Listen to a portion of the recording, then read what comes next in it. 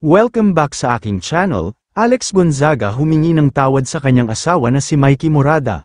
Dahil sa pangatlong pagkakataon muli siyang nakunan sa unang baby sana nila. Panuurin at pakinggan ang buong detalye.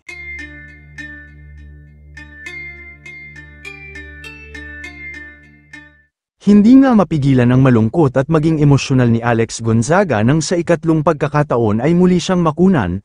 Siyempre labis din siyang nalungkot para sa kanyang asawa na si Mikey Morada na inakalang magkaka-baby na sila subalit nabigo niya ito. Kaya naman humingi siya ng tawad sa kanyang asawa sa muling pagkawala ng kanilang baby matapos siyang makunan ilang araw na ngayon ang nakararaan. Sa pamamagitan ng kanyang latest vlog sa YouTube, naglabas ng saloobin si Alex tungkol sa ikatlong miscarriage na naranasan bago magtapos ang 2024.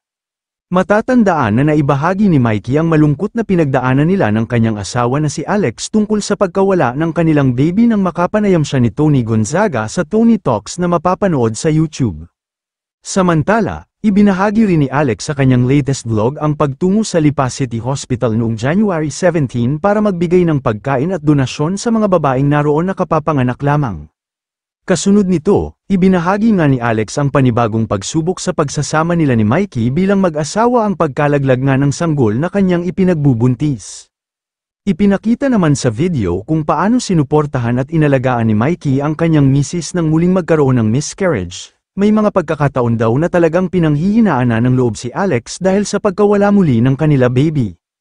Gayunman, nagpapasalamat pa rin si Alex, sa kabila ng pagkawala ng kanilang baby, ay patuloy pa rin siyang sinuportahan ng kanyang asawa at hindi iniwan sa kanyang bigat na nararamdaman.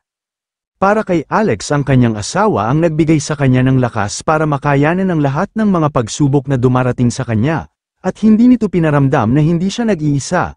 Nagpapasalamat din siya dahil na kahit na ano pa ang nangyari ay hindi nagbago ang pagmamahal sa kanya ng kanyang husband.